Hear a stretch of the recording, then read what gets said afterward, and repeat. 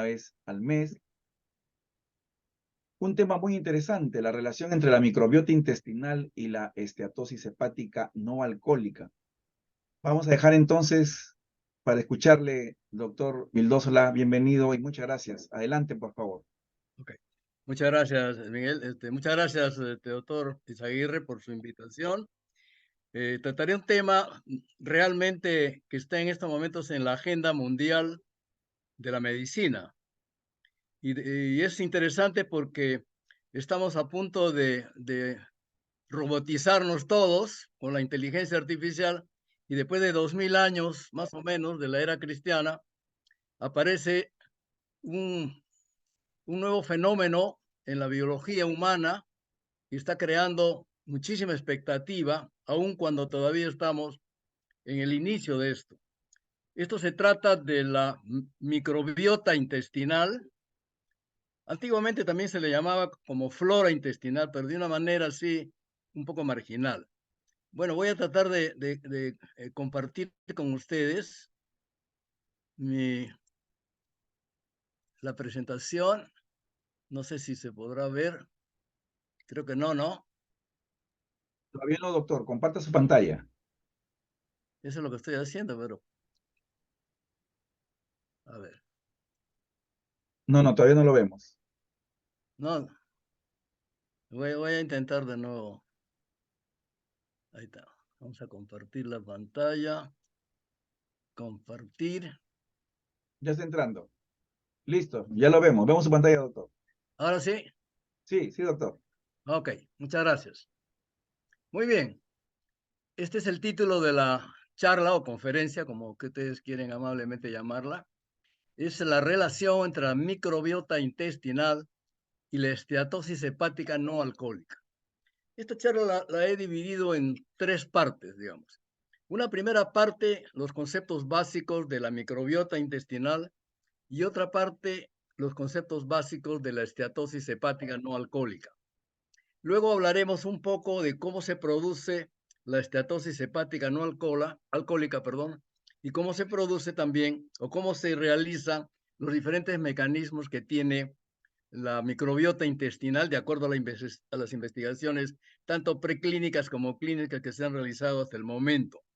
Finalmente hablaremos un poco de cómo es lo que estamos observando en la realidad diaria del mundo, en lo que se refiere a una serie de enfermedades en las cuales se vislumbra, aunque no se ha confirmado totalmente, la acción de la microbiota intestinal en diferentes enfermedades, no solamente en el hígado, también está relacionándose al Alzheimer, al colon irritable, por ejemplo, al lupus eritematoso sistémico, enfermedades renales, es decir, se le está empezando a relacionar con muchas enfermedades y esa es la razón por la cual se le considera ahora por muchos investigadores como un superórgano, porque vamos a ver las funciones que tiene la flora intestinal llamada antiguamente, que ahora le decimos microbiota intestinal.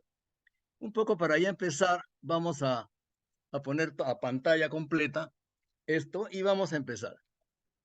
Esta figura, que es un intestino, que está como, digamos, arropando al hígado, parece un drama, digamos, de amor y odio, porque por un lado, la microbiota intestinal tiene una serie de funciones que le van a favorecer al hígado, pero por otro lado, ahora se le está involucrando en una enfermedad que es muy importante a nivel mundial por la frecuencia, por la prevalencia enorme que tiene en este momento. Es la primera causa de enfermedad hepática crónica es la obesidad, o sea, la esteatosis hepática no alcohólica. De manera que estamos hablando no solamente de unos pacientes, sino de millones de pacientes en todo el mundo. Muy bien, vamos allá. Este es el hígado ya graso. Como han visto, ha cambiado su color. Y entonces la primera imagen correspondía al amor del colon, de la microbiota intestinal sobre el hígado. Y en esta ya se produjo el efecto negativo, supuestamente, que va a producir la microbiota intestinal. Pero eso todavía en este momento se está en el terreno de la investigación. Yo diría que si hablamos en términos de investigación, estamos en lo que podría decirse un diseño de investigación descriptiva. Simplemente la investigación que se está haciendo en gran parte, ¿no es cierto?, es relatar los hallazgos que se tienen en las diferentes situaciones clínicas de la enfermedad hepática grasa no alcohólica, y desde la steatohepatitis no alcohólica, ¿no es cierto?, hasta la esteatosis simple, en todas las escalas, como vamos a ver ahora. Muy bien.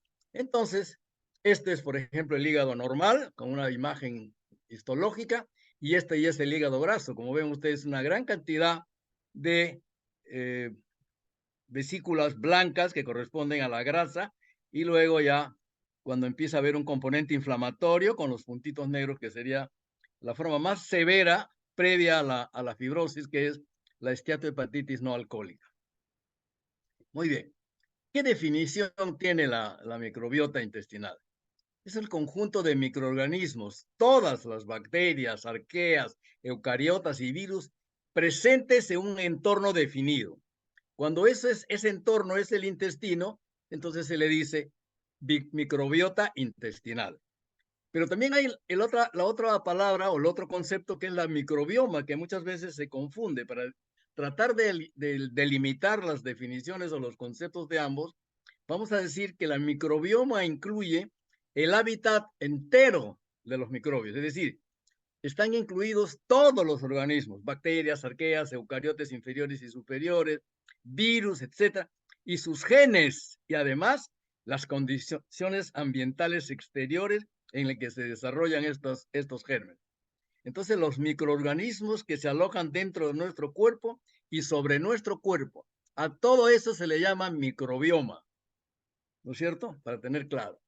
Entonces, vamos a hacer unas cuantas generalidades sobre la microbiota intestinal.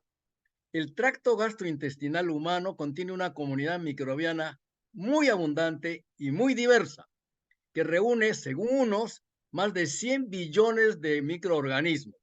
Otros incluso hablan de trillones. La verdad, yo no podría afirmar ni una ni otra cosa, pero que son muchos millones, no hay ninguna duda.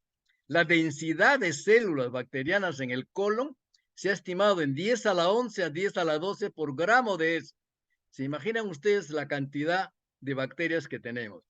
Esta microbiota intestinal codifica más de 3 millones de genes que producen miles de metabolitos, mientras el genoma humano apenas tiene 23,000 genes.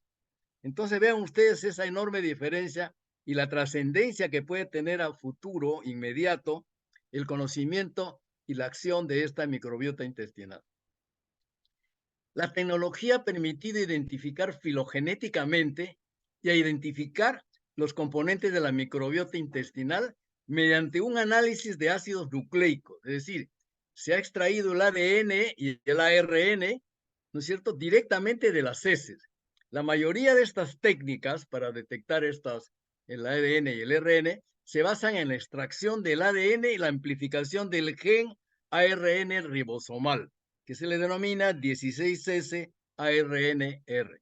La secuenciación de 16S RARN es la técnica más útil para resaltar la diversidad y abundancia del microbiota intestinal, perdón. Este es interesante porque ahora se ha podido ya conocer, en base a investigación más o menos sólida, que hay una discusión todavía a nivel del embarazo. No se sabe si durante la gestación la madre transmite al niño a través de la placenta algunos gérmenes que van al intestino del embrión o del feto, ¿no es cierto? El hecho es que cuando nace el niño va a tener ya una pequeña flora que va a ir aumentando hasta los 2 años, ¿no es cierto? En lo que los resultados, digamos, dan una gran riqueza y diversidad de predominancia de las dos especies o de los dos filos más abundantes son los firmicutes y los bacteriodites. Y ahí van aumentando hasta que llegan a la edad adulta. Durante la edad adulta mantienen más o menos su estabilidad y finalmente en la tercera edad, en la vejez, empiezan a disminuir las variedades y el número, y eso condiciona a veces muchos efectos negativos. Muy bien. La microbiota intestinal se ha reconocido recientemente la importancia que tiene por el probable rol fundamental, como mencioné hace unos minutos, muchos desórdenes, como por ejemplo la diabetes mellitus de tipo 2, el Alzheimer, la obesidad, enfermedades renales, el lupus, el colon irritable. Es decir, cada vez aparecen más relaciones entre el eje, digamos, microbiota intestinal y el eje cerebral. Y el eje también con otros órganos, porque tiene muchas funciones la microbiota intestinal.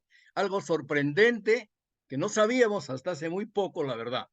Posteriores investigaciones al inicio del descubrimiento de este órgano superior, digamos, sugieren que la composición de la microbiota es diferente entre los intestinos. Es decir, la microbiota del intestino grueso es diferente a la microbiota del intestino delgado. Como podemos ver, en el estómago y el intestino delgado predominan o son muy ricos en Firmicutes, Lactobacillácea y Proteobacteria, que son enterobacteriáceas.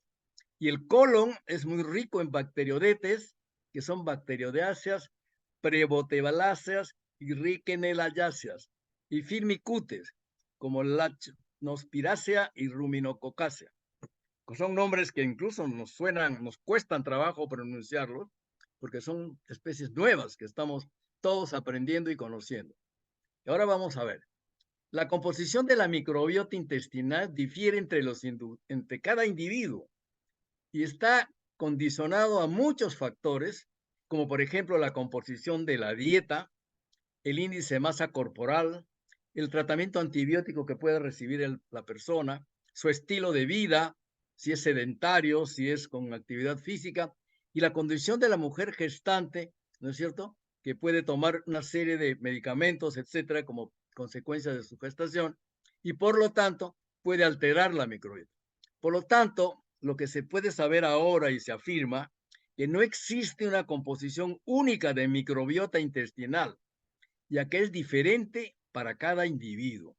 En este momento sería osado decir, pero no me extraña que pronto posiblemente se confirme, que así como tenemos una huella digital, vamos a tener que hablar dentro de unos años de una huella intestinal,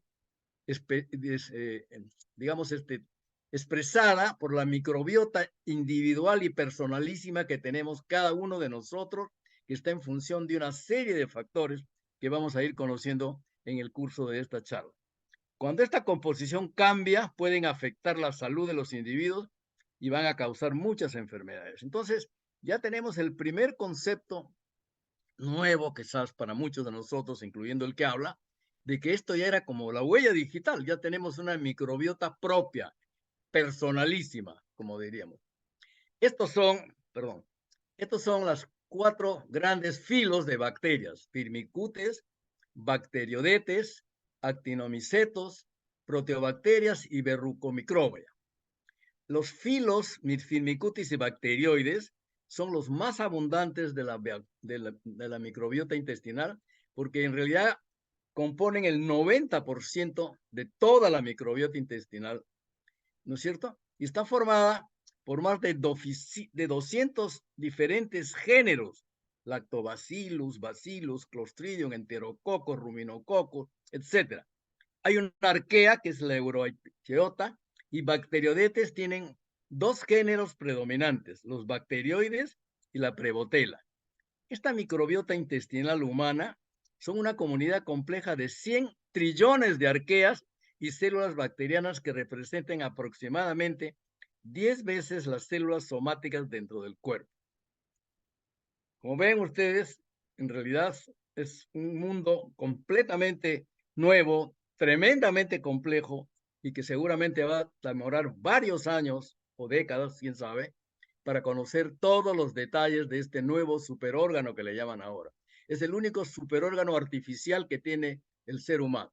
Y estas son los filos, bacterias, las firmicutes, bacteriodetes, actinobacterias, proteolíticos, las clases, Clostridia, bacteroide, actinobacteria, etcétera, todo lo demás, los géneros, ruminococos, peptococos, enterococos, bacterioides, fusobacterium, etcétera, Y las características, son bacterias gram positivas, por ejemplo, los firmicutes son bacterias gram positivas con bajo contenido de guanina y citosina, y en cambio los bacteroidetes, actinobacterias y proteobacterias son gram positivos con un alto contenido de guanina y las últimas son bacterias gram negativas y con carácter patógeno, como por ejemplo la Escherichia coli, el Helicobacter, etc. Luego tenemos otros filos más con otras clases y son bacterias anaeróbicas obligatorias, obligadas. Ese es el espectro de todas las bacterias que se han podido identificar y clasificar en la microbiota intestinal. ¿Cuáles son las funciones de la microbiota intestinal? ¿No? Una es la protección de bacterias patógenas que pueden provocar enfermedades. Imagínense ustedes que las bacterias que tenemos en el intestino son nuestra principal o la primera barrera con la que tienen que luchar los gérmenes patógenos que vienen del exterior con la intención de hacer daño a la persona. Lo primero que encontrarán serán a un ejército de millones de bacterias que nos van a defender. Esto es una cosa realmente extraordinaria, ¿no es cierto? Protege al organismo de otras bacterias patógenas, incluso también de sustancias cancerígenas, metales tóxicos, químicos nocivos que están presentes a veces en el ambiente. Segundo, mantenimiento del sistema inmune. ¿Ustedes acaso se imaginaron que el 70% del sistema inmune depende de la microbiota? Eso es algo realmente extraordinario. Favorece que el sistema de defensa funcione óptimamente. Tercero, regulación del metabolismo y balance energético. Lo que hace la microbiota es, mediante la fermentación de los componentes de la dieta de fibra o de otros alimentos que no son digeribles, y genera energía que nos ayuda a vivir y a seguir viviendo y de buena manera.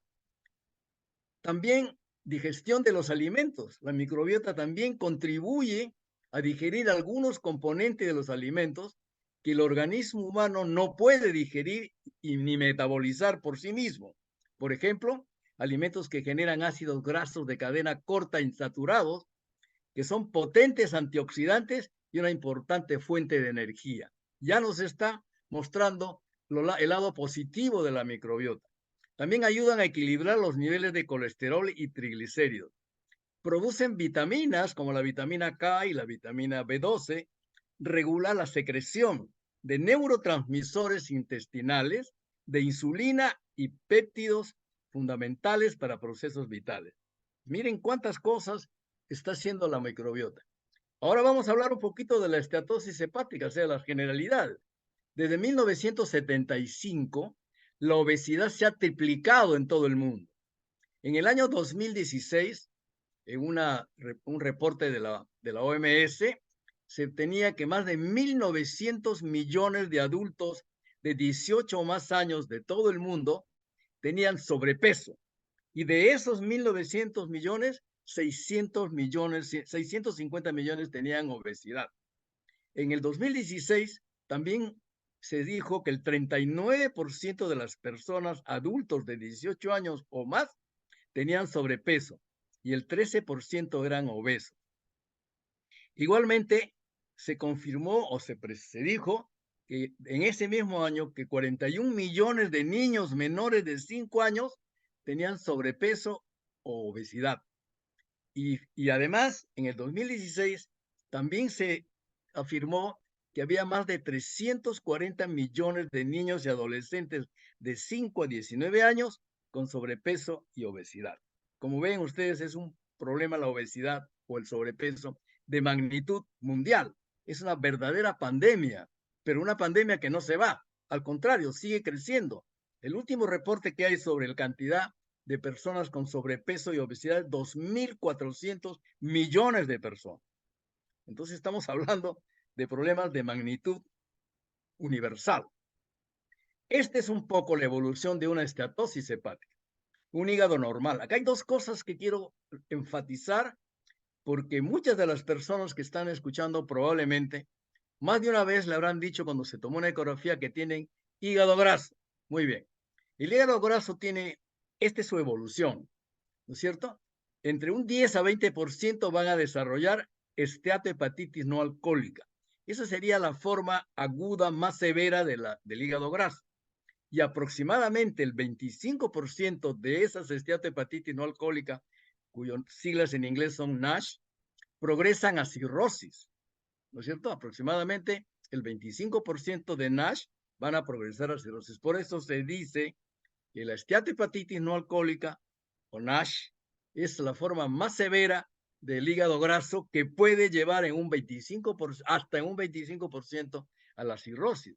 Y lo que se ha visto es que en países desarrollados, el 50% de los cánceres de hígado actuales están relacionados con los virus, especialmente con el virus C y un poco menos con el virus B. El otro 50% no están relacionados a los virus, el otro 50% de cánceres de hígado. Pero la mayoría de ese 50% que no está relacionado a los virus, sí están relacionados a la obesidad y al hígado graso. O sea que el problema es muy serio. Lo que quería enfatizar son dos cosas. Cuando el hígado graso empieza en una esteatosis simple, pasa a esteatohepatitis no alcohólica, ¿no es cierto? Y ahí empieza la fibrosis hepática. En la época o en el momento del hígado graso y en el momento del inicio de la fibrosis hepática, es una lesión reversible. Significa que con un tratamiento correcto, adecuado, puede revertir ese hígado graso que incluso ya está empezando a tener evidencia de fibrosis hepática. Si no se corrige en esos momentos, pasamos a la siguiente etapa, a la cirrosis, que ya es irreversible. Y finalmente, por desgracia, en un porcentaje importante, harán cáncer de hígado. Entonces, pues, son cosas muy serias. ¿Y qué pasa en el Perú?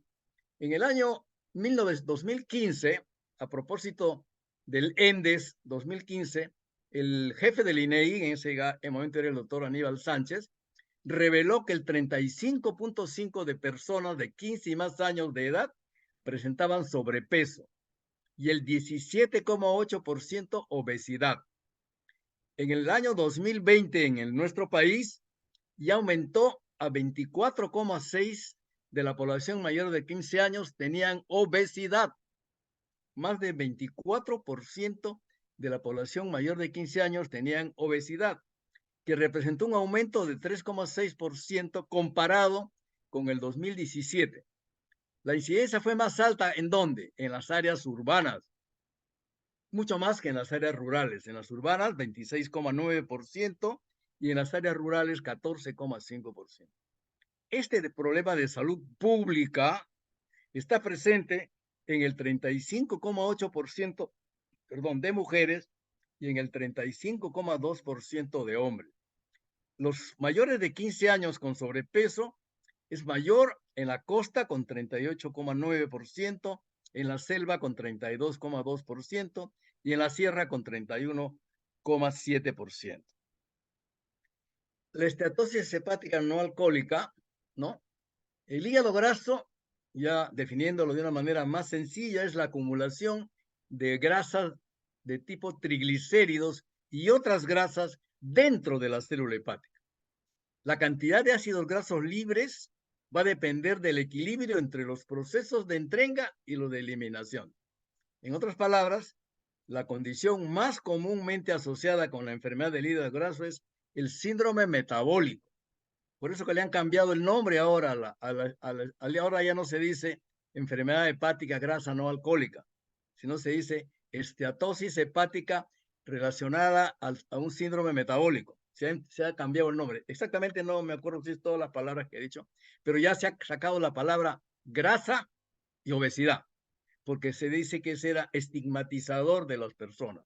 Bueno, es un comité de expertos en los Estados Unidos. Justamente en julio de este año, en una reunión de expertos, han cambiado el nombre de la esteatosis hepática no alcohólica por esta otra terminología en la que se elimina la palabra grasa y se elimina la palabra, digamos, grasa y la palabra no alcohólica, para no relacionar con ninguno de esos dos elementos. Muy bien. La cantidad de grasos libres depende, por lo tanto, del equilibrio entre los procesos de entrega, es decir, de generación y los de eliminación de estas grasas. Y la condición más común es el síndrome metabólico, que como todos sabemos, incluye diabetes de tipo 2, obesidad, hipertrigliceridemia e hipertensión arterial. Por esta razón, el hígado graso no alcohólico se considera un trastorno metabólico, que es el resultado de una compleja interacción entre tres tipos de factores: los factores genéticos, los factores hormonales y los factores nutricionales. Esta es una gráfica, lo voy a hacer muy rápido, de que trata de explicar cuál es la fisiopatología del ácido graso no alcohólico, del hígado graso no alcohólico. La teoría de los múltiples golpes, ahora se llama así, hasta 5 golpes, afirma que la hiperinsulinemia que tienen estos pacientes, ¿no es cierto?, y la resistencia a la insulina, por lo tanto, que también tienen, conducen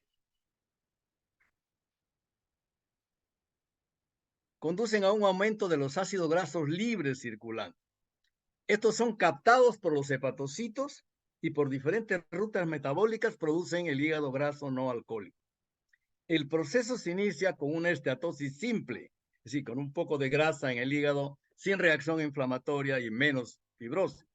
Cuando los ácidos grasos libres de la dieta y de la lipogénesis de novo excede la capacidad de oxidación de la mitocondria. La mitocondria de la célula hepática es fundamental en la lucha o en el problema del hígado graso, ¿no es cierto? Y se acumulan como triglicéridos. Este acúmulo de triglicéridos incrementa la susceptibilidad del hígado ¿a qué? A las citoquinas y a las adipoquinas, que son sustancias inflamatorias que provienen del tejido adiposo en forma de, por ejemplo, el factor de necrosis tumoral alfa y la interleucina 6, a la disfunción mitocondrial y al estrés oxidativo, que son los que finalmente van a producir la enfermedad grasa no alcohólica y la fibrosis. O sea que este mecanismo que está expresado en estas figuras, que no la voy a repetir, y más o menos he tratado de describir, es en forma muy sencilla y obviamente no muy, es mucho más compleja y mucho más difícil de explicar, no es tan fácil, pero más o menos a grandes rasgos sería la fisiopatología del hígado graso no alcohólico. Muy bien, seguimos. No sé cómo hacer para sacar estos. Ya. La composición de la microbiota intestinal en la enfermedad hepática grasa no alcohólica. ¿Cuál es la evidencia que tenemos actualmente? Y van a ver ustedes que todas las diapositivas tienen afirmaciones y debajo de ellas, en color celeste o azul, están las referencias bibliográficas de donde fue tomada ese concepto para que no se crea que es una especulación. No sé cómo hacer para sacar esta cosa que está estorbando. La microbiota intestinal, ¿no es cierto?, contribuye al desarrollo de la enfermedad hepática grasa no alcohólica. Por ejemplo, los cambios en la composición de la microbiota y la función de la barrera intestinal y el aumento subsecuente de la translocación de las endotoxinas bacterianas son los elementos que constituyen y que han sido demostrados en estudios previos en pacientes con enfermedad hígado graso no alcohólico, ¿no es cierto?, prevalecían las bacterias gram negativas. Es decir, en el hígado graso no alcohólico prevalecen las bacterias gram negativas y tienen niveles más bajos de los firmicutes, que como ustedes saben son las bacterias gram positivas de la microbiota intestinal, y un aumento de los bacteriodetes, ¿no es cierto?, comparado con lo que no tenían enfermedad hepática grasa no alcohólica. El ratio firmicutes bacteriodetes y la diversidad microbiana en la composición de la microbiota intestinal disminuye en pacientes con enfermedad hepática grasa no alcohólica. Otro estudio en niños, fíjense ustedes, con enfermedad hepática grasa no alcohólica. No le puedo contestar, estoy dando una conferencia. Otro estudio en niños con enfermedad hepática grasa no alcohólica tenían una mayor abundancia de gamma proteobacterias y prebotela, y significativamente, escuchen bien esto, niveles de etanol más altos que los niños sanos.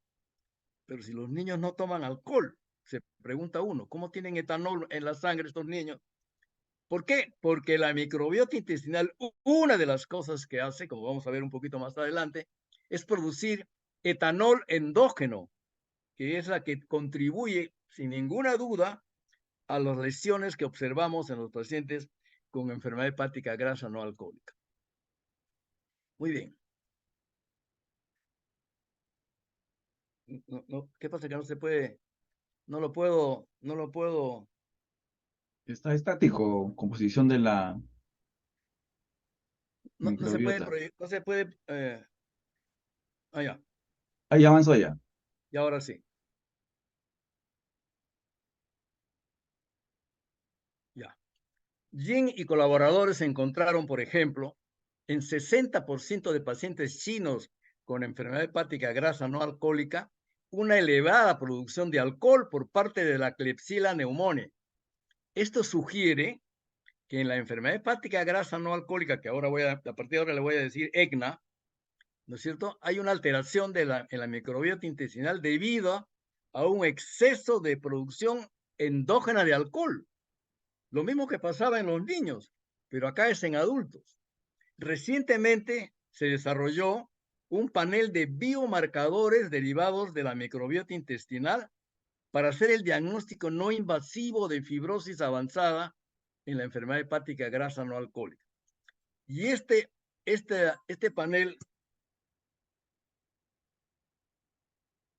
panel de biomarcadores derivados de la microbiota intestinal para el diagnóstico no invasivo de fibrosis avanzada se produjo a partir de muestras de heces y se encontró que cuando la enfermedad de EGNA progresa de forma leve, moderada a fibrosis avanzada, ¿qué sucede en la microbiota? Que el nivel de firmicutes gram positivos disminuye y aquellas proteobacterias, incluyendo la Escherichia coli, aumentan en estos pacientes de EGNA avanzada, o sea, de fibrosis avanzada. A nivel de las bacterias, ya digamos, identificándolas, el Eubacterium rectale y el Bacteroides vulgaris fueron los más abundantes.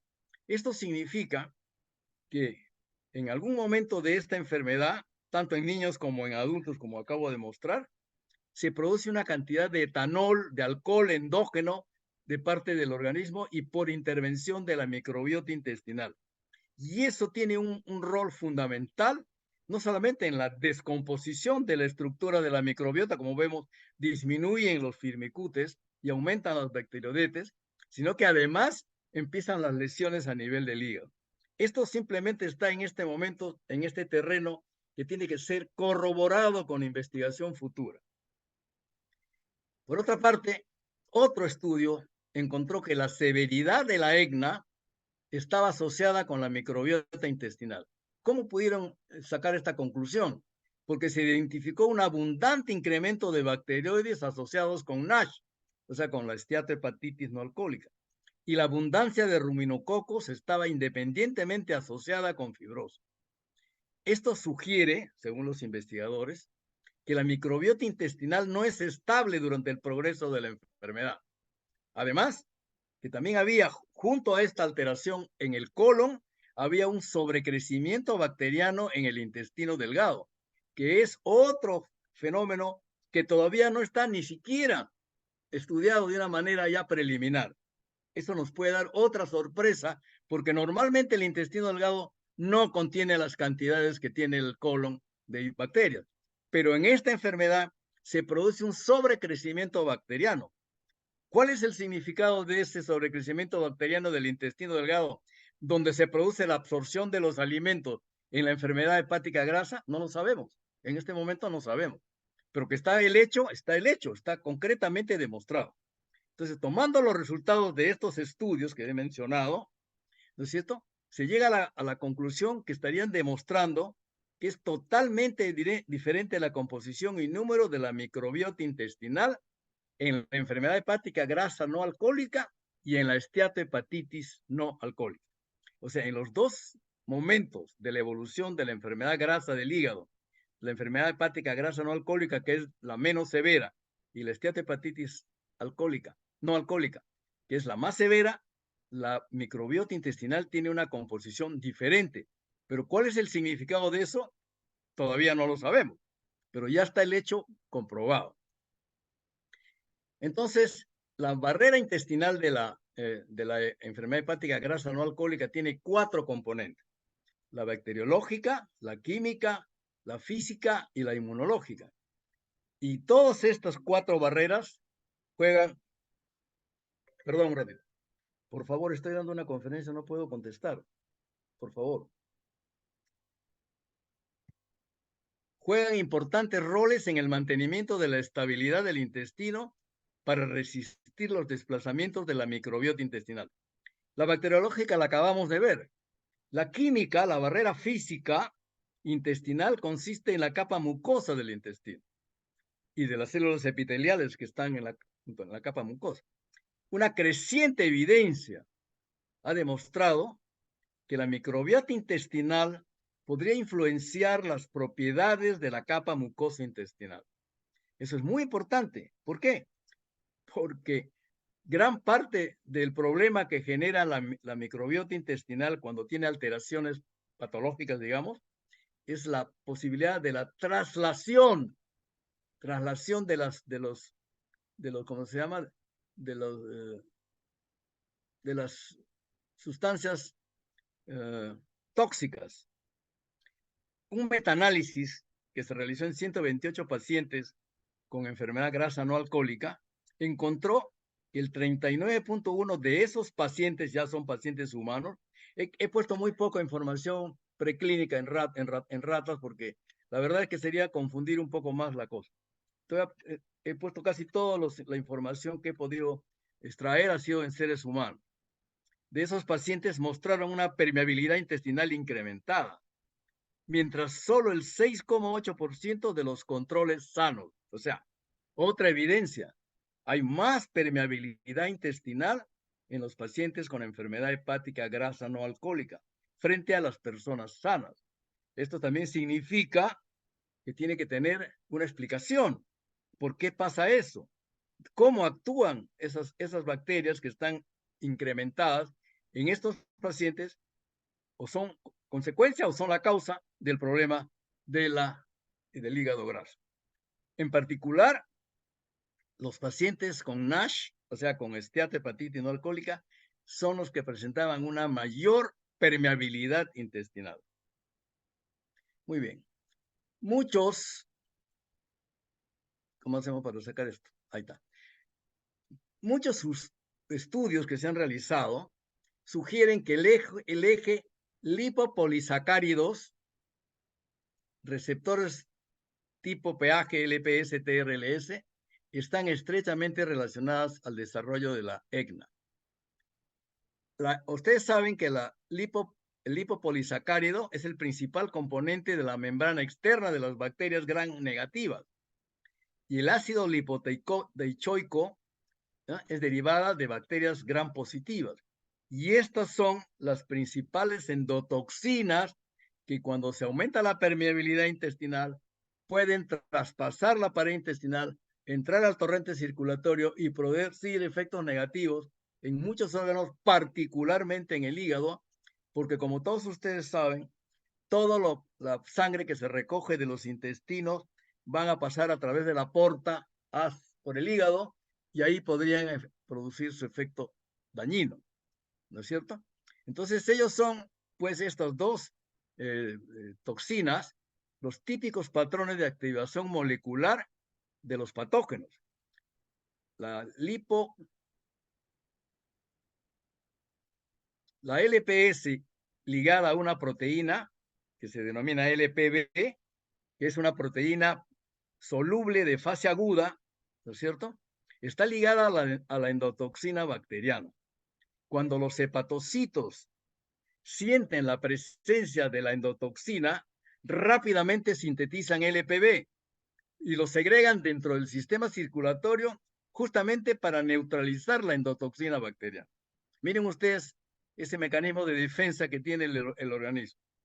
El hepatocito siente la presencia de la endotoxina, inmediatamente genera LPB que significa como si fuera una barrera para impedir el efecto dañino de la endotoxina en la célula hepática. Un estudio en niños con signos tempranos de enfermedad hepática grasa no alcohólica observó que aunque no hubo un aumento marcado de transaminasas pirúvica y oxalacética, la endotoxina plasmática y el nivel de LPB en ayunas de esos niños fue significativamente más alta que en los controles de niños sanos. O sea, nuevamente encontramos otro hecho que por el momento no podemos explicar satisfactoriamente como el mecanismo que te ayuda a encontrar las respuestas a muchísimas preguntas que hay en lo que se refiere a la microbiota intestinal con diferentes órganos y en el caso particular con el hígado. Muy bien, seguimos. El cuarto punto es los ácidos grasos, ¿no?, orgánicos en la enfermedad hepática grasa no alcohólica. La microbiota intestinal también produce metabolitos como ácidos grasos orgánicos. Estos metabolitos están estrechamente relacionados con el desarrollo patológico de enfermedad hepática grasa no alcohólica. Incluyen formato, cetato, propionato y butirato. Los mayores ácidos grasos orgánicos en el intestino son el acetato, el propionato y el butirato. Estos ácidos grasos son metabolizados por las bacterias intestinales de las dietas que son ricas en fibras indigeribles. Son esas fibras que no se absorben. Entonces, en base a esto, un estudio demostró que la dieta rica en fibra no digerible provocó una importante pérdida de acetato, propionato y butirato en las heces. ¿Y qué significa esto? No lo sé, pero la suplementación de acetato, propionato previene la ganancia de peso. La resistencia a la insulina y la esteatosis hepática inducida por dietas ricas en fibra indigerible vía el receptor activador proliferador de peroxisoma gamma. Es decir, al eliminar una gran cantidad de acetato, de propionato y de butirato, aparentemente el organismo se queda desprotegido para que los alimentos que ingiere produzcan una mayor cantidad de grasa y la tendencia a la obesidad. Esa podría ser una explicación, pero eso hay que demostrarlo con más investigación. Muy bien. Seguimos con los ácidos biliares en la enfermedad de ácido graso. Los disturbios del metabolismo de los ácidos biliares primarios es otro factor asociado a la enfermedad hepática grasa no alcohólica. ¿Por qué? Porque, por ejemplo, en la colestasis se promueve la liberación de citoquinas proinflamatorias. Estos ácidos grasos promueven la liberación de citoquinas proinflamatorias. ¿Y qué cosa es lo que produce al final en el hígado graso? La fibrosis, cuando hay una inflamación previa que se ve en la esteatohepatitis no alcohólica. Entonces, esa es ahí la importancia que estos ácidos biliares en esta enfermedad ácido grasa pueden tener ese rol. Estos ácidos biliares primarios que se llaman regulan el colesterol, la glucosa y la energía. La mayoría se sintetizan en el hepatocito y son el ácido cólico y el ácido deoxicólico, o el quenodeoxicólico. Son secretados en el duodeno y son metabolizados a ácidos biliares secundarios. ¿Quién hace este trabajo? Las bacterias intestinales, y hacen que reingrese ya nuevamente como ácidos biliares al hígado por el ilion terminal en lo que se conoce como la circulación enterohepática. En los pacientes con enfermedad grasa no alcohólica y con NASH se encontraron niveles elevados de ácidos biliares secundarios en el tejido hepático, en el suero y en la orina, comparado con los controles sanos. ¿Cuál es el rol de esto? No lo sabemos, pero recuerden ustedes que en la colestasis estos ácidos grasos producen o estimulan la secreción de citoquinas proinflamatorias. Entonces, pues, otro estudio observó que la bomba que exporta sales biliares está significativamente inhibida en la enfermedad hepática grasa no alcohólica. Es decir, lo que promueve, al estar inhibida la bomba que exporta los ácidos biliares, la acumulación de ácidos biliares en la célula hepática, y de esa manera se induce una injuria hepatocelular. Todas son, como ven ustedes, cosas que se van comprobando de un punto de vista descriptivo. Todavía no hay explicaciones razonables para qué cosas significan todos estos elementos que estoy comentando rápidamente. Mecanismos de acción de la microbiota intestinal que influenciarían en el hígado graso no alcohólico. Haciendo como un resumen de lo que hemos dicho en las diapositivas precedentes, podemos decir que uno sería la extracción y absorción aumentada de energía proveniente de los alimentos. Es decir, la microbiota intestinal extrae energía y esto aumenta la disponibilidad y absorción de energía por la digestión de los polisacáridos, con la formación de monosacáridos y ácidos grasos de cadena corta. A través de ese mecanismo genera extracción de energía, o sea, más energía de la que nosotros deberíamos tener, y eso contribuye a aumentar el depósito graso, como hemos visto en las primeras diapositivas.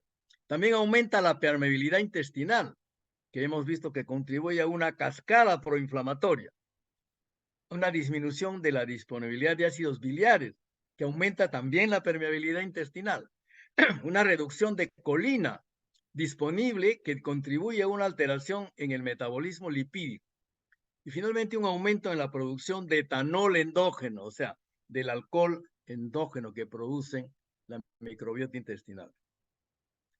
Resumiendo, por lo tanto, las funciones de la microbiota intestinal, podríamos decir que son 6. 1, la capacidad de extracción energética desde los alimentos. Esta capacidad de producir ácidos grasos de cadena corta, como el acetato, propionato y butirato, a partir de la ingestión de fibra no digerible, da lugar a la lipogénesis de novo para la neoglucogénesis en los hepatocitos, que van a producir, como vamos a ver en estos pacientes obesos, la hiperglicemia y la hiperinsulinemia y la resistencia a la insulina. Segundo, aumento de la permeabilidad intestinal e inflamación. Esto lo hemos visto que se produce a través de las endotoxinas y la dieta alta en grasas. Estas disminuyen las bifidobacterias y estas son las que disparan el comienzo de la inflamación y la resistencia a la insulina. Junto a esto se suma el sobrecrecimiento bacteriano en el intestino delgado, y esto hace que se facilite la translocación de endotoxinas bacterianas desde el intestino al torrente sanguíneo. De esa manera se activan receptores TOL4 y distintas rutas metabólicas. ¿Para qué? Para favorecer la inflamación del hígado, particularmente, y la resistencia a la insulina. Y esto es el principio de la formación de la fibrogénesis, de la fibrosis hepática, que es la antesala de la cirrosis hepática. Tercero, en la modulación del sistema inmune. Hemos visto en una diapositiva anterior que el 70% del sistema inmune está condicionado por la microbiota intestinal. Es decir, es nuestro principal mecanismo de defensa, ¿no es cierto? Y se ha demostrado que en la enfermedad hepática grasa no alcohólica, la elevación de marcadores diferenciados, por ejemplo el CD45 que indica aumento de células inflamatorias, y también el CD163 que expresada en las células de Kupffer, que aumentan la producción de citoquinas que contribuyen al daño hepático. O sea, por todas partes aparecen indicios o hechos que nos hacen pensar cómo se produce este mecanismo un poco contradictorio de la microbiota intestinal, que por un lado te defiende de las bacterias patógenas y hace otras cosas importantes, pero por otro lado facilita que se perjudique, en este caso, un órgano tan importante como el hígado, ¿no es cierto? Entonces se demostró, por tanto, que ambos marcadores celulares estaban aumentados en la enfermedad hepática grasa no alcohólica. 4, los cambios en el metabolismo de las sales biliares, y lo acabamos de ver. Los ácidos biliares tienen acción antimicrobiana, ¿no es cierto? Y en la EGNA, en la enfermedad hepática grasa, la microbiota desconjuga los ácidos biliares primarios a secundarios y de esa manera altera la producción de sales biliares, contribuyendo, ¿no?, a la disminución de la acción antibacteriana y favoreciendo la permeabilidad intestinal. ¿Se dan cuenta cómo hay una cadena de acontecimientos que no acabamos todavía completamente de entender ¿no? Cómo por un lado te ayuda, pero por otro lado se altera y va contra tu propio organismo. Eso es, la verdad que es un misterio que hay que todavía esperar algún tiempo para que los investigadores nos puedan dar la solución. 5, reducción de la biodisponibilidad de colina. La deficiencia de colina altera la producción y secreción hepática de las lipoproteínas de muy baja densidad, el VLDL, y la composición de la membrana mitocondrial, que hemos visto que es tan importante para defendernos de algunas situaciones producidas por la microbiota. De esa manera se altera su metabolismo energético de las mitocondrias y la beta oxidación de los ácidos grasos. Y eso ya es un punto importante. Por otro lado, aumenta la captación de ácidos grasos libres a nivel hepático y favorece el desarrollo del hígado graso no alcohólico. Finalmente, los metabolitos de la microbiota intestinal y el aumento de etanol endógeno, que es otra de las funciones de la microbiota intestinal, los ácidos grasos de cadena corta son producto de carbohidratos no digeribles que son generados a su vez por la microbiota intestinal. Y de esa manera se cree que contribuyen al desarrollo de la ECMO. En humanos, el ácido propiónico, por ejemplo, disminuye los niveles de ácidos grasos en el hígado y en el plasma, reduce la ingesta de alimentos y ejerce efectos inmunosupresivos con efectos antiobesogénicos. O sea, el ácido propiónico disminuye estos niveles y contribuye a luchar contra la obesidad de parte del mismo organismo cuando se defiende. Vamos a ver finalmente las conclusiones, ¿no? Una, la investigación actual ha identificado los diferentes filos, género, clase y características de las bacterias intestinales. Se ha logrado conocer las acciones de la microbiota intestinal como extracción de energía de los alimentos, aumento de la permeabilidad intestinal, activación de señalizaciones proinflamatorias, modulación del sistema inmune, producción endógena de etanol y de ácidos grasos de cadena corta. Un creciente número de estudios preclínicos y clínicos ya han verificado que alterando la microbiota intestinal se puede afectar el desarrollo de la enfermedad hepática grasa no alcohólica. Aunque muchos reportes han demostrado que algunos pacientes con EGNA presentan un incremento de la permeabilidad intestinal y una alterada composición de la microbiota intestinal, todavía permanecen muchos aspectos que no están totalmente aclarados concernientes a la relación entre la enfermedad hepática y la microbiota intestinal. Y finalmente, una limitación de las investigaciones que ha habido hasta ahora, ¿no?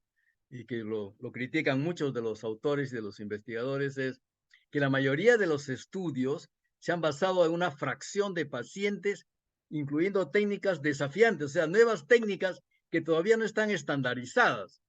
Pero además de eso, esas técnicas han utilizado un material que en gran porcentaje fueron la microbiota, del fecal del final del colon, que no refleja necesariamente la composición de la microbiota del intestino delgado, como hemos visto, y de otras partes del intestino. O sea que falta investigar qué está pasando en otras partes del colon, no solamente en la parte final, donde está el sigmoides y el recto, que es donde se han tomado la mayoría de las muestras para hacer los estudios de investigación. ¿No es cierto? Los estudios sobre la identidad de los metabolitos de la microbiota intestinal son todavía desconocidos. Los pocos estudios sobre este tópico discrepan entre lo encontrado en los experimentos en ratones y en humanos, lo que podría ser causado, por un lado, por el pequeño tamaño de las muestras en investigaciones en seres humanos y la falta de métodos operacionales estandarizados. Finalmente, los pocos estudios sobre el tratamiento con probióticos, prebióticos y simbióticos y el trasplante de microbiota fecal no han aclarado las diferencias y están en fase muy temprana para poder sacar conclusiones. Muchas gracias por su atención y con esto he dado término y he cumplido con el horario que me ha señalado el doctor Eizaguirre. Muchas gracias.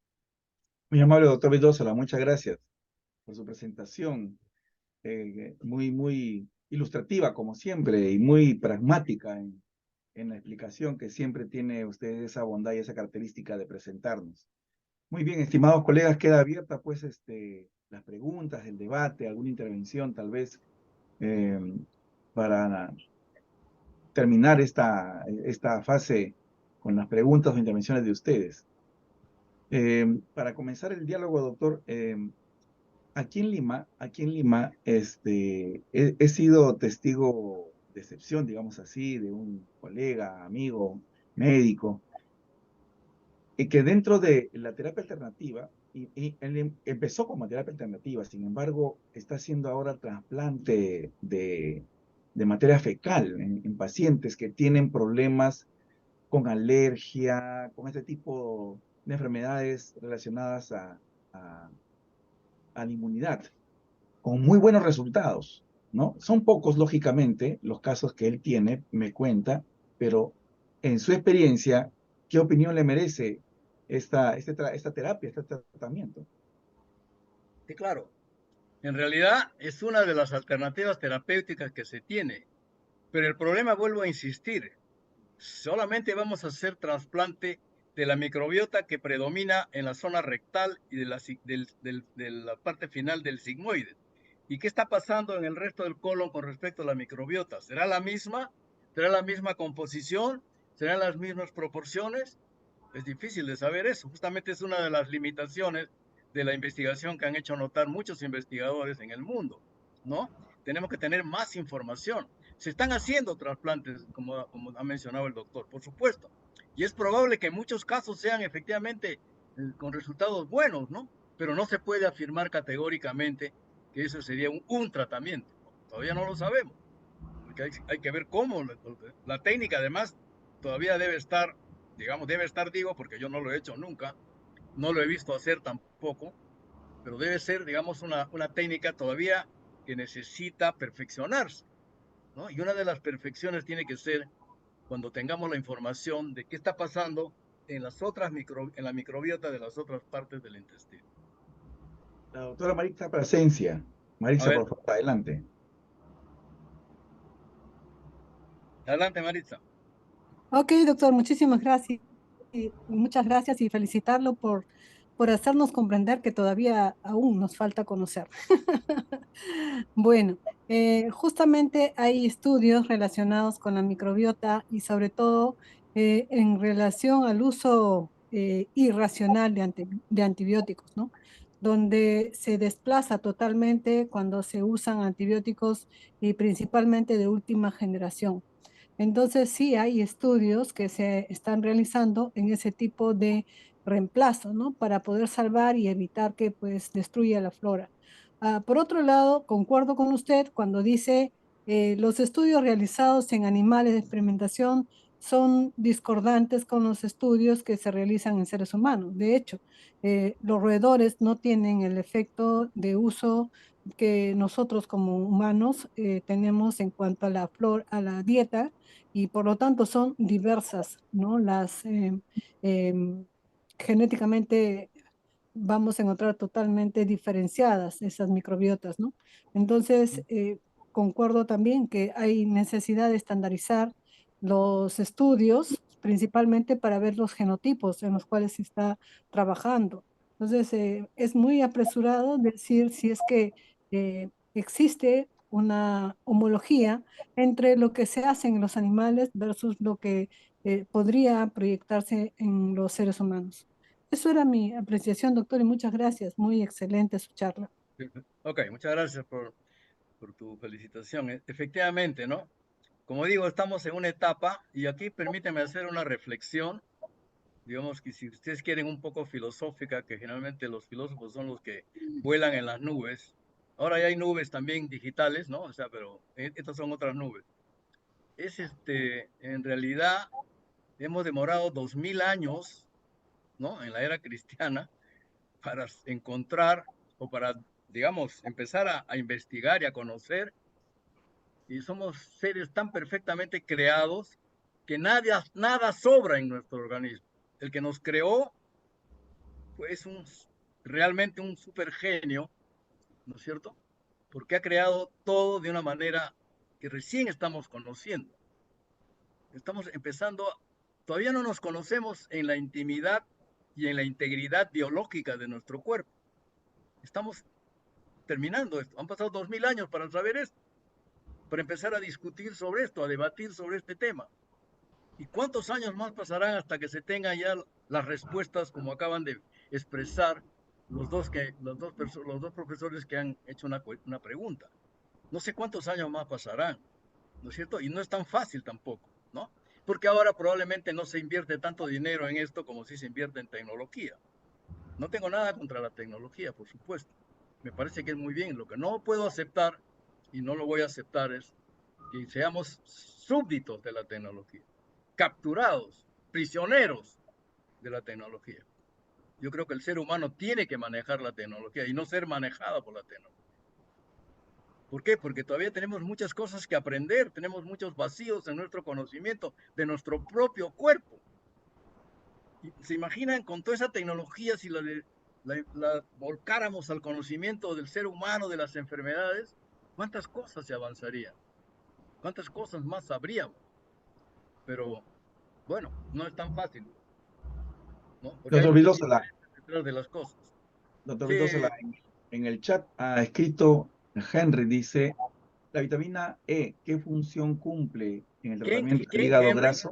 E, ¿Quién, vitamina E. Henry? Henry dice, Henry solamente dice. Ah, ya. Bueno, La vitamina E, ¿qué función cumple en el tratamiento ya, del la hígado vitamina graso? E, como todos ustedes saben, es un antioxidante, como la vitamina C, como muchos otros antioxidantes. Los estudios que hay sobre digamos, los resultados con vitamina E, generalmente se aceptan como aceptables, ¿no es cierto? Cuando se usan dosis de 800 miligramos, ¿no? Por periodos de 6 meses a un año. Se han visto resultados favorables. Pero, eso no resuelve el problema, porque si tú tomas vitamina E en las dosis correctas por el tiempo adecuado, pero no haces las otras cosas que tienes que hacer para controlar el hígado graso no alcohólico, tus resultados no van a ser buenos. ¿Y cuáles son esas otras cosas? Lo más sencillo es eso, lo más barato. Bajar de peso, ¿no es cierto? Con una dieta adecuada y hacer ejercicio. Lo único que se ha visto ahora, actualmente, en el siglo XXI, para el tratamiento de la enfermedad hepática grasa no alcohólica, que controla o mejora por lo menos la elevación de las transaminasas, es la reducción del peso y el ejercicio físico. O sea, una dieta que te permita reducir tu peso y que al mismo tiempo te permita reducir la necrosis celular que hay como consecuencia de la esteatohepatitis no alcohólica. Es más, si tú reduces 5% tu peso en 6 meses, entonces tienes la opción de reducir de esteatohepatitis moderada severa a esteatohepatitis leve moderada. Y si reduces el 10% de tu peso en 6 meses, vas a pasar de esteatohepatitis severa a esteatohepatitis leve. Es la etapa esa que yo he puesto en esa figura en la que se considera que el hígado graso es reversible, ¿no es cierto? O sea, donde podemos hacer un gran beneficio al paciente, pero tienes que tener la colaboración del paciente. No es fácil bajar de peso. El paciente te dice, sí, sí, sí, sí, sí. El primer mes probablemente esté entusiasmado, pero en un mes no se puede bajar 5% del peso. Bueno, sí se puede, pero tendrías que estar casi como en un campo de concentración, ¿no es cierto? Pero en términos habituales, donde tú haces una vida normal, tienes que trabajar y tienes que hacer X cantidad de cosas, tienes que hacer una dieta que tampoco te descompense para rendir tu capacidad plena en tu trabajo. Entonces tiene que ser progresiva, en un periodo de 6 meses, más o menos. Esa sería un Gracias, poco la respuesta con respecto a la vitamina E, ¿no? gracias, La doctor. vitamina E sola no resuelve el problema. El doctor Mechán va a participar. Adelante, doctor Mechán. Sí, buenas noches con todos. Buenas noches, doctor Vildosola. Buenas noches. Yo tuve comunicación con este tipo de charla hace 20 años, cuando leí en el New York Times la referencia a un trasplante fecal de una vaca completamente sana a otra vaca completamente muerta, completamente enferma. Y entonces quedó la impresión ahí en el periódico de que el conjunto de heces, ¿no? Podía curar a otra que estaba enferma, ¿no? Podía alterarla, tenía esa capacidad. Tengo la impresión de que en veterinaria se usa mucho esto. Y ahora ya hemos entrado a otra etapa. Yo realmente estoy muy contento de haber asistido a esta charla, porque es una charla diferente, ¿no? O sea, nos han traído un concepto nuevo, tan nuevo no, pero renovado, digamos así, y es una charla general, pues, ¿no? De apertura, donde una serie de investigadores pueden meterse ahí y desarrollar las investigaciones que ellos quieran. Me parece que es una charla un poquito por encima del nivel de la que hemos estado recibiendo hasta el momento. Y hay que decir esto, sin ofender a los demás. Pero yo pienso que un investigador, conforme va avanzando en los años, debe traer ya ideas propias, ¿no? O traer meta-análisis y introducirlas pues al auditorio. Esa es una pequeña reflexión. Y ahora paso a la segunda reflexión, breve también. He visto que en las últimas charlas, el porcentaje de asistentes oscila entre 20 y 30, cuando el año pasado tendríamos 200, 300 asistentes. Entonces, yo veo que ahora ha aumentado, de 20 ha pasado a 52. Creo que sabían quién iba a venir a dar la charla, ¿no? Esa es mi impresión.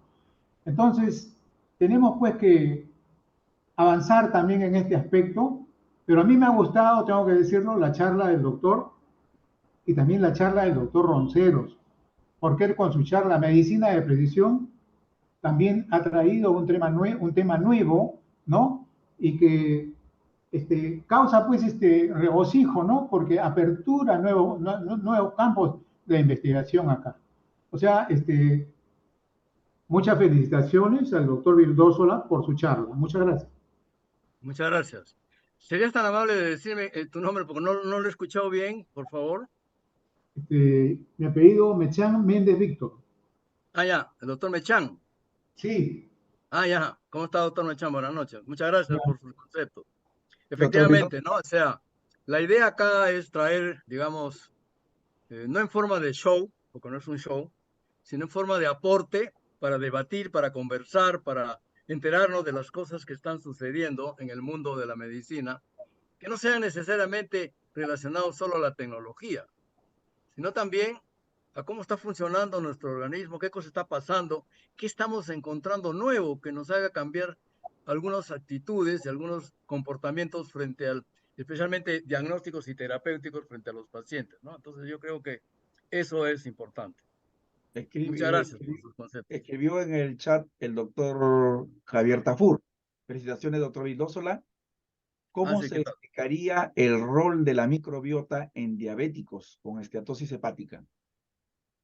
Bueno, el hecho es que eso, como todos sabemos, la diabetes está involucrada dentro de lo que ahora se conoce como el síndrome metabólico. Y en la charla hemos dicho, ¿no es cierto?, que la enfermedad hepática grasa tiene mucho que ver con el síndrome metabólico. En realidad es una enfermedad metabólica, porque la gran mayoría de los pacientes que tienen enfermedad hepática grasa no alcohólica tienen diabetes mellitus de tipo 2, tienen hipertensión arterial y tienen obesidad. Entonces, dentro de todo ese contexto, ¿no es cierto? Me pregunta, ¿qué cosa significa la diabetes en este problema? Bueno, la diabetes puede ser o parte del enemigo que produjo el problema o puede ser consecuencia del enemigo. ¿Quién es primero? ¿La diabetes o la microbiota que ha hecho un efecto negativo para el hígado? Eso no lo sabemos, yo no lo sé. O sea, porque lo que sí se sabe es que la mayoría de los pacientes que tienen, o la mayoría no, pero un porcentaje importante de los pacientes que tienen obesidad, también tienen diabetes mellitus de tipo 2. y tienen parte del síndrome metabólico. Entonces, la microbiota, ¿qué hace? La microbiota es la que condiciona que se produzca, por ejemplo, lo que hemos visto, ¿no? El daño hepático a través de varias vías. Las endotoxinas por un lado, los ácidos biliares por otro. Sí, son acciones o interacciones de diferentes fenómenos en diferentes partes del cuerpo que al final van a llegar ¿a dónde? Van a llegar a que se produzca el daño en la célula hepática. Y fundamentalmente a nivel de la mitocondria, que es el órgano que digamos que regula todo lo que está funcionando a nivel del celular. Entonces, yo no le puedo contestar, digamos, exactamente qué hace la microbiota en la diabetes. Lo que sí le puedo decir al doctor Tavares esto es que la microbiota, en este contexto de la enfermedad hepática grasa no alcohólica y microbiota, ¿no es cierto? Es que es más frecuente y tiene alteraciones más importantes en los obesos. Y los obesos, unos tienen diabetes y otros no tienen diabetes, pero todos tienen alteraciones de la microbiota. Entonces la pregunta sería, ¿es más grave o más difícil de tratar una diabetes en un obeso con diabetes y además con una alteración de la microbiota? Eso yo no lo sé. No sé si en algún momento se va a plantear eso. Porque ahora, por ejemplo, ¿qué cosa le podemos dar a los pacientes cuando sabemos que hay por ejemplo, un paciente con obeso, con hígado graso? ¿Se le debe dar probióticos, por ejemplo? Se recomiendan probióticos, pero nadie tiene estudios serios, sí, que tú puedas decir, los probióticos sí tienen efecto. Y le preguntas, ¿cuál probiótico? ¿Cuál de los probióticos? ¿Ah? ¿Entiendes? O sea, estamos todavía en esa etapa. ¿Por qué? Porque no sabemos exactamente cuál es la composición de toda la microbiota intestinal, no solo la del sigmoides y del recto, sino de todo el colon. Cuando sepamos eso, seguramente vamos a tener mejores respuestas para decir, ajá, el lactobacillus no sé cuántos, que es un firmicute, ese es el que mejor va a funcionar cuando un paciente toma antibióticos y produce una disbiosis intestinal. Pero ahorita momento lo damos, pero no sabemos realmente. El doctor dice, que dijo el que mencionó Miguel, está haciendo trasplante de heces, ¿no es cierto? Y le va bien, o sea, de repente sí, pues, los pacientes que él ve, esa persona que él ve, son pacientes que tienen una determinada composición. Acuérdate que la microbiota es como la huella digital, es personalísima, es una de las características. Entonces, digamos, las personas que, digamos, fueron trasplantadas, entre comillas, por las heces de un paciente, además de qué paciente, quién fue el donante y cómo se sabía que el donante era el que realmente iba a hacer el efecto, porque no es un donante a ciegas, no se puede ser un donante a ciegas. Por eso ahora hay un panel de biomarcadores que te pueden decir de una manera aproximada cómo es la microbiota intestinal de la zona sigmoides final y recto. Entonces dices, este es el panel, mejor dicho, este es el esquema de la microbiota de esa zona. Bueno, le voy a poner a esta persona, le hago también ese panel. Y si más o menos coincide, quizás valga la pena hacer el trasplante. Yo no sé si el doctor está haciendo eso, yo no creo, porque acá en el Perú creo que todavía no hay eso, ¿no es cierto? No se usa ese panel. Eso es importante. Va a llegar un momento en que lo vamos a poder hacer con una muestra de heces, ¿de acuerdo? Y ahí vamos a tener más opciones de poder hacer esos famosos trasplantes de heces, que es una forma interesante, inteligente y digamos, y con toda razón hay que explorarlo y seguir investigando en esa área, ¿no? Gracias. En el chat, Elba Quiñones les saluda, felicita y está preguntando algo sobre el incremento de esteatosis hepática no alcohólica. Sin embargo, ella está levantando la mano. Doctor Elba Quiñones, por favor, adelante. Sí, doctor, Elba, felicitarlo. buenas noches, ¿cómo estás? Buenas noches, me ha agradado muchísimo verlo Muchas gracias. y la lucidez con que nos está acá iluminando todo el tema, ¿no? Es una forma elegante de decirme que ya estoy un poquito mayorcito, pero... No, por Dios, al contrario, qué maravilla poder Es una verlo. broma, yo le hago una broma porque yo lo aprecio a usted bastante, usted sabe. También, eso es mutuo, doctor. le quería Dígame. preguntar porque se está dando un incremento notable la esteatosis hepática no alcohólica en gestantes jóvenes.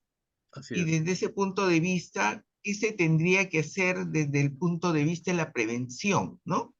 Sí. Bueno, como he mostrado las cifras oficiales del Perú, que ya tenemos en el año 2020, el 24,6% de la población mayores de 18 años tienen obesidad, ¿no es cierto? Entonces, Sí. ahí tenemos un problema. ¿Por qué? Porque las generaciones nuevas, las jóvenes que tú dices, digamos, que son las que están teniendo el problema, son esa generación de la fast food, de la comida rápida.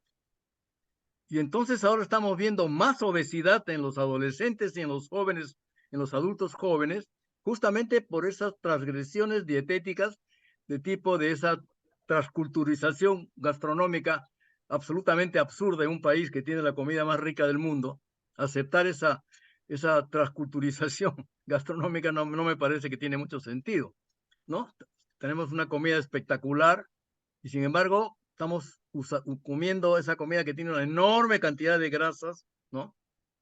De todo tipo y de harinas. Entonces, ¿qué hacemos? Pues tiene que hacerse educación, educación sanitaria, ¿no es cierto? En los colegios, en las universidades, en los trabajos, hacer charlas educativas de la importancia de una alimentación saludable para tener un estilo de vida saludable y hacer ejercicio.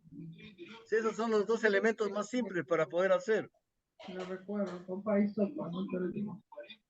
La doctora Silvia Suárez ha escrito en el chat un comentario sobre la vitamina E. Ya. La doctora Suárez dice, en el caso de la vitamina E, lo mejor es la vitamina E de fuente natural y no de la síntesis, porque el obtenido químicamente es producido por una variedad de estereoisómeros y no todos tienen el efecto deseado. Está demostrado mediante estudios a nivel poblacional. Es verdad. ¿Perdón? Sí, coméntenos. También, No. también dice la doctora Suárez en otro comentario, dice, buenas noches, doctor Vildósola, ¿qué opinión le merece la explicación que dan algunos médicos que en el adulto mayor no debe procurar el hígado graso no alcohólico? Que no ¿No dice debe qué? spam, Perdón. debe ser de alguna empresa, entonces ese no lo... ¿Hay alguien que se está interfiriendo? No he Ya entendido lo la cerramos. pregunta. Ya. Dime, Miguel, sí, te escucho. No te escucho ahora. El primer comentario de la doctora Suárez era respecto a la vitamina E, creo que sí lo Yo estoy de escucho. acuerdo con eso, ¿no? O sea, en la medida, lo que pasa es esto. ¿Cómo sabemos la cantidad de alimento natural que contiene vitamina E que debemos comer para dar la dosis que, en teoría, se ha experimentado con los remedios sintéticos? Se utiliza los 800 miligramos. ¿Cómo sé yo que lo que contiene vitamina E, el alimento que contiene vitamina E, cuánto tengo que comer? Ese es el problema de la terapia con natural. No solamente en la vitamina E, en muchas cosas. Nadie duda de la composición y del efecto beneficioso de muchísimos alimentos. El problema que tenemos en medicina es que no conocemos la dosis exacta de los medicamentos, de los alimentos para poder dar una dosis adecuada. Porque también la vitamina E no se puede tomar indefinidamente, por más natural que sea, en dosis altas.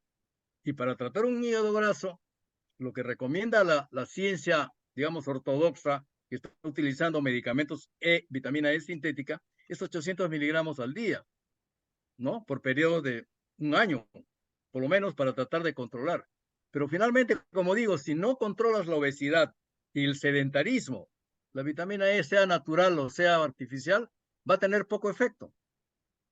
Y la ideal es hacer un tratamiento integral, completo, abarcando los aspectos más importantes que tiene este problema de salud, ¿no es cierto? Bien, No hay pastilla mágica, la ni doctora comida Suárez mágica. también, la doctora Suárez también señaló que le pide una opinión sobre los médicos que opinan que el adulto mayor no debe preocupar el hígado graso no alcohólico porque es parte del envejecimiento. Ella está pidiendo el uso de la palabra, así que con mucho gusto, doctora Silvia Suárez. Adelante, Silvia. Buenas noches, doctor Vildósola. Buenas noches Buenas con noches. todos. ¿Me escuchan bien? Sí, sí, te escucho bien. Ok, doctor Vildosola, cuando yo digo vitamina E de fuente natural, puede ser la forma farmacéutica gelatinizada, pero que sea de origen natural, o sea, no la de origen sintético. No me estoy refiriendo necesariamente a consumir los alimentos, si es que se Bueno, va a tratar de un esa tratamiento explicación de no tenía vitamina E. yo, Silvia. ¿Perdón? Por eso opiné así, ¿no? Pensaba que te referías a comer alimentos naturales. No. Bueno, a consumir alimentos también está bien, pero si va a ser un tratamiento con vitamina E, Claro, tiene hay que tener una... vitamina E que se vende de origen natural y también la de origen sintético. A eso me refería. Es correcto. Muchas gracias. Jesús James, o Jaimes, perdón, Jesús Jaimes, dice, Jesús Jaime. gracias, doctor Vildosola, por la ponencia. Pregunta, ¿cómo saber si nuestra microbiota está equilibrada? Esa es una buena pregunta. Esa es una pregunta por 64,000 soles. A ver, generalmente, cuando la microbiota está, digamos, en un estado de homeostasis casi perfecta, ¿no es cierto? Digo casi, ¿no?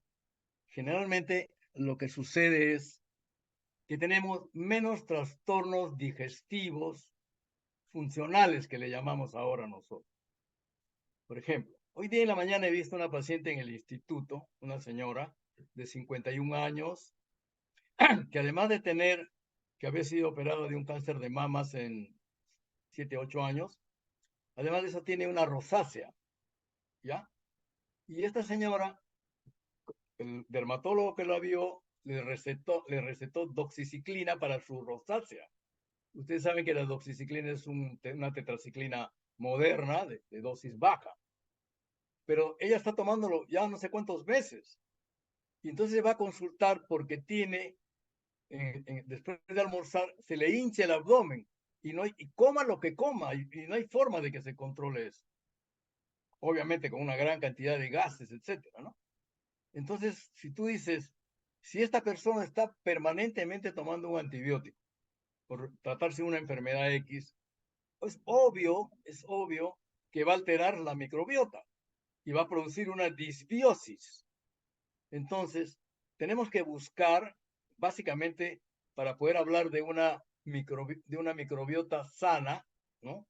Porque no tenemos una prueba, en este momento, por lo menos en el Perú, una prueba que me diga, sí, señor, el resultado de la prueba de la microbiota es que da 90% de firmicutes y bacteroides y no sé qué, no sé cuánto. Eso no tenemos. Por lo tanto, tengo que determinar digamos, el estado, digamos, de salud de la microbiota, ¿no? En términos de normalidad, indirectamente a través de signos o síntomas clínicos. ¿Y cuáles son los síntomas clínicos que producen la alteración de la microbiota? Es lo que se llama la disbiosis. ¿Y qué cosa tiene relación la disbiosis con qué? Con los antibióticos, con la dieta. De repente esa persona cambió su dieta y empezó a tener una serie de molestias que no tenía antes. Eso lo vemos todos los días en la clínica. Y lo primero que yo pregunto es si ha habido cambio en su alimentación, si está tomando un antibiótico, si está tomando alguna otra sustancia, algún otro medicamento que de repente puede tener una acción sobre la flora intestinal. Entonces, es muy difícil saber, digamos, desde el punto de vista exacto, como una prueba de laboratorio, decir, su microbiota es normal, es perfecta, está muy bien. Eso no se puede. Por lo menos yo, en todo lo que he revisado, no he encontrado eso. De igual manera, en el chat nos han escrito diciendo qué resultados tiene el uso de pioglitazona en hígado graso, a partir de qué grado de esteatosis se inicia el tratamiento. Ya. Bueno, aunque no es el tema de la charla, pero voy a hacer un comentario.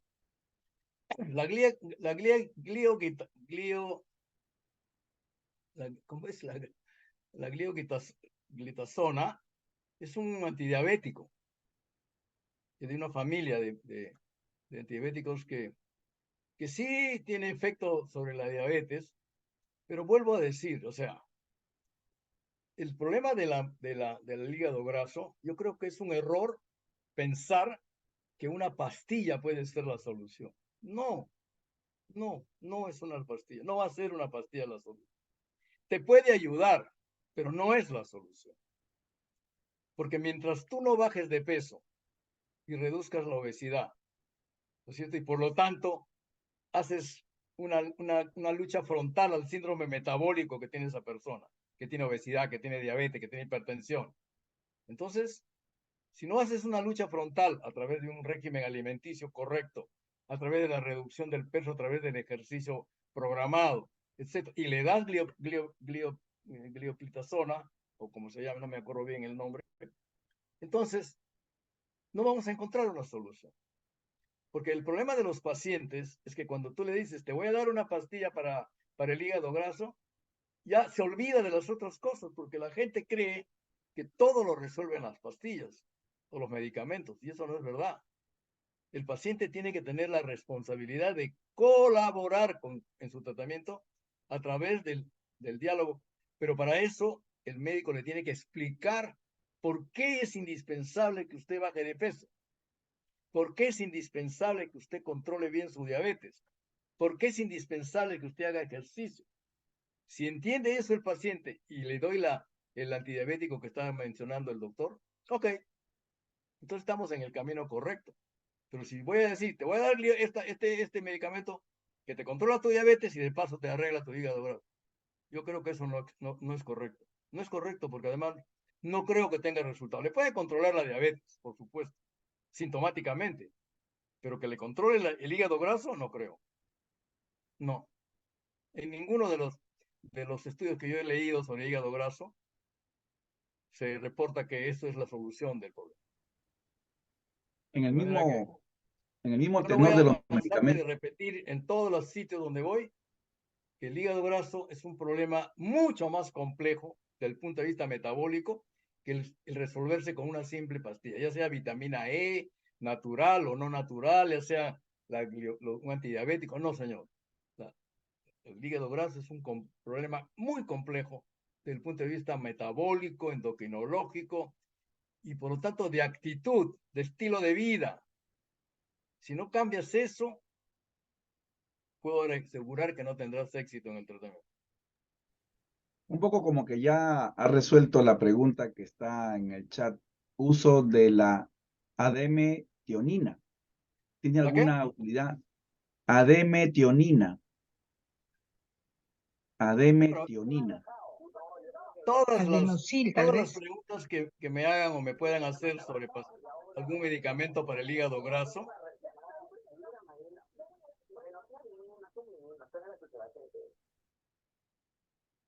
no he escuchado eso, perdón.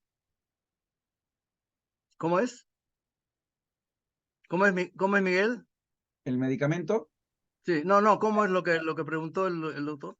Uso de admetionina. Admetionina. ¿Alguna utilidad para el hígado graso no alcohólico? Bueno, Adenosil, yo no me tengo ninguna tiene que decir. experiencia con eso. Yo generalmente a mis pacientes, y tengo Vale. bastantes pacientes, les voy a contar algo que es para que vean ustedes la trascendencia de esto. Acabo de terminar una investigación dentro de la universidad de nutrición en cirrosis compensada. Y entonces en 40 pacientes incorporamos en el estudio. De esos 40 pacientes, 26 son mujeres y 14 hombres. Y de los 40 pacientes, el 65% tienen sobrepeso u obesidad. Y todos tienen cirrosis compensada. Y entonces la cirrosis se ha convertido, o sea, el hígado graso no alcohólico se ha convertido en la primera causa mundial de enfermedad hepática crónica. Por lo tanto,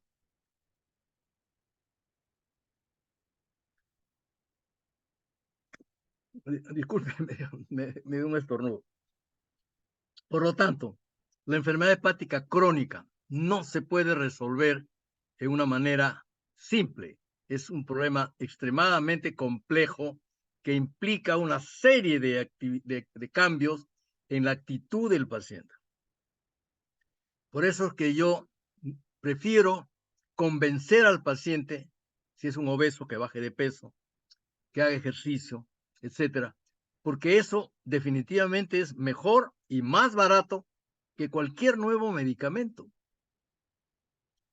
sea, tengo un primo hermano que ha comprado unas pastillas en España para bajar de peso. 30 tabletas le ha costado 240 euros. Pero esas mismas pastillas en Estados Unidos cuestan $1000.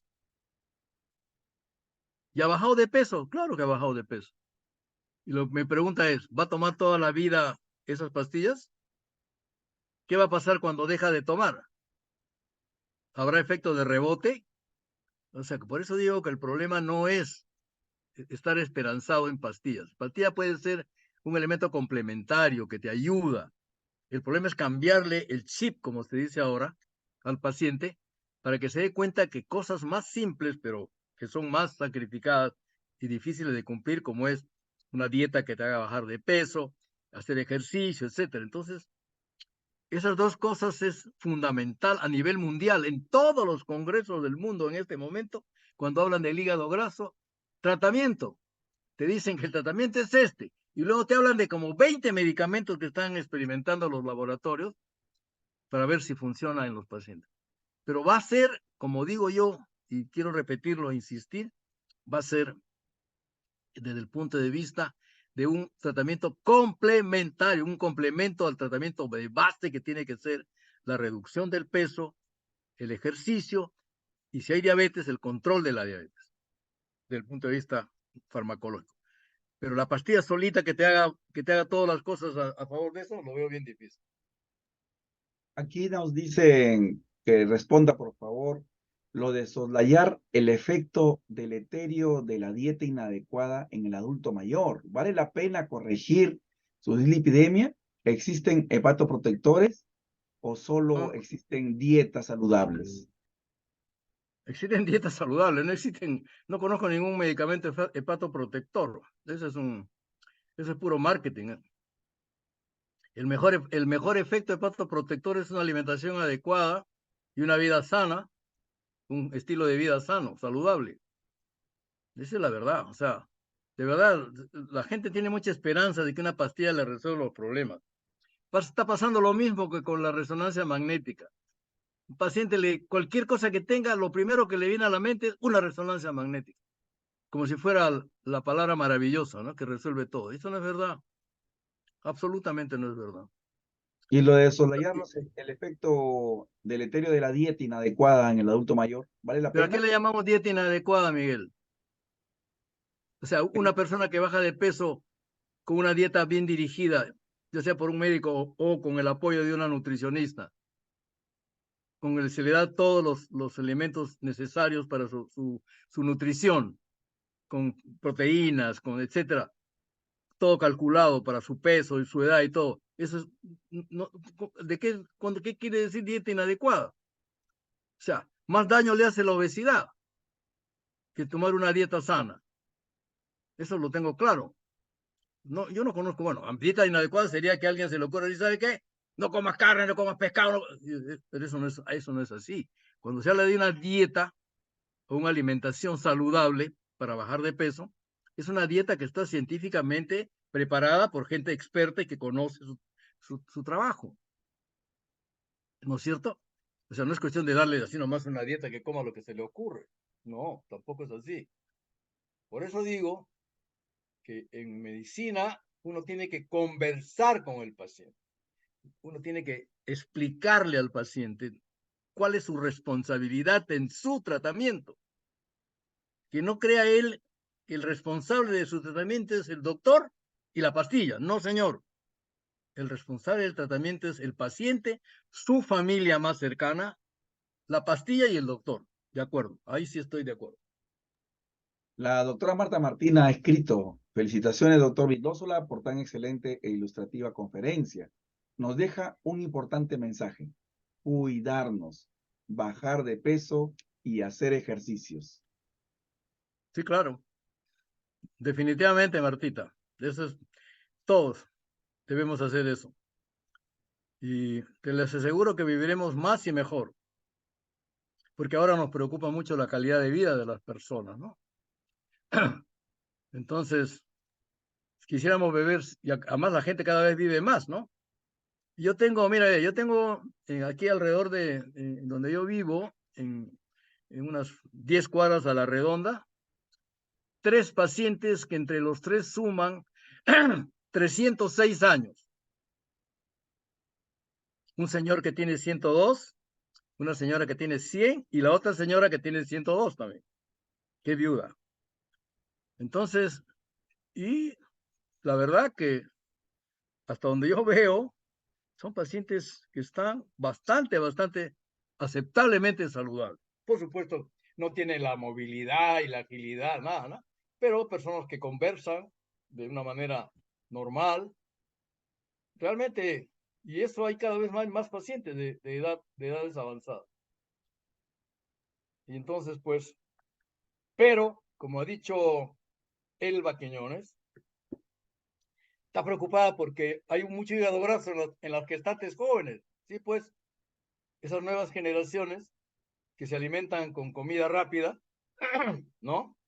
Que le llaman acá vulgarmente comida chatarra, esas son las consecuencias, ¿no? Cuando tienen 25 años, 30 años y quedan en estado, embarazadas, van a tener hígado graso, pues entonces, ¿qué hacemos? Hay que cambiar el chip de la comida. Muy bien, doctor. Muchas gracias. Se han recibido diversos mensajes, comentarios, participación, y como lo hizo notar el doctor Mechán, ha habido una participación bastante numerosa el día de hoy. Esperemos que sigamos así participando. A continuación, las palabras finales de nuestro vicedecano de investigación y posgrado, el doctor Manuel Izaguirre. Bueno, en primer lugar quiero agradecer la excelente exposición del doctor Vildósola, que ya nos tiene acostumbrado a la brillantez de sus exposiciones y a la profundidad de las mismas. Gracias por sus recomendaciones, doctor Vildósola. Algunos nos tendrán un dilema de cuánto bajar y hacer los ejercicios que usted nos está prescribiendo. Muchísimas gracias por su colaboración. Gracias a los asistentes, gracias al doctor Miguel Sandoval por su brillante conducción. Y como siempre, les invitamos a la próxima videoconferencia del próximo mes, que se les hará llegar a través de sus correos la invitación respectiva. Muy buenas noches a todos y cada uno de ustedes y gracias por la asistencia. Gracias, doctor Vildósola. Muchas gracias, doctor Izaguirre. Muchas gracias a todos por su asistencia, por sus preguntas, y espero haber podido satisfacer la expectativa que pueda haber creado este título de la conferencia. Muchas gracias y a su disposición, como siempre, doctor Izaguirre.